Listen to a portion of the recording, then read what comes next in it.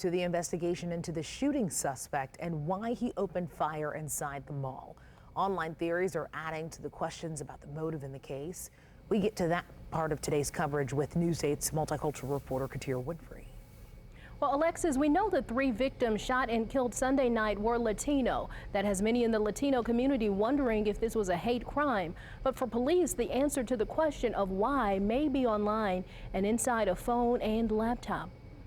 1 hour and 2 minutes later, he exits the restroom and shoots Victor Gomez. Police said immediately after the Greenwood Park Mall shooter fired 2 more shots, hitting Pedro and Rosa Pineda.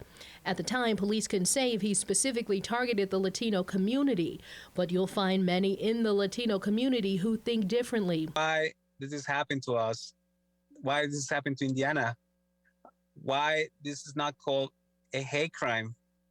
You know, this is a hate crime. That speculation is gaining momentum as police investigate online posts. They've chosen to blur the images for now that may later be attributed to the shooter. Posts that include screenshots on a controversial website, 4chan, and other posts with Nazi imagery. Well, it's purely speculation, but once you figure out what sites they're going to, an investigator can look at that site and see exactly what it's all about. Doug Coons is a former FBI agent and CEO of Veracity, a research and investigative firm in Carmel. While he isn't involved in the Greenwood case, Coons' company has experience with collecting intelligence through a digital means and says any data pulled from the shooter's damaged phone and laptop could be vital. It could be a big part. It just won't know until they get in there. It will give you the browsing history. It will give you the websites that were visited. He says while it's too early to say for sure, there's a commonality found in other mass shooters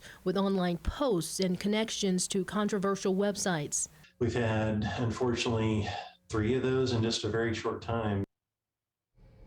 And I did reach out to the Greenwood police today about the online posts. The chief tells me they are aware of the photos and are working with the FBI to identify the source of the pictures. He also told me they do not have a timeline on when they might have answers. Reporting in the studio, I'm Wish TV News 8's multicultural reporter, Katira Winfrey.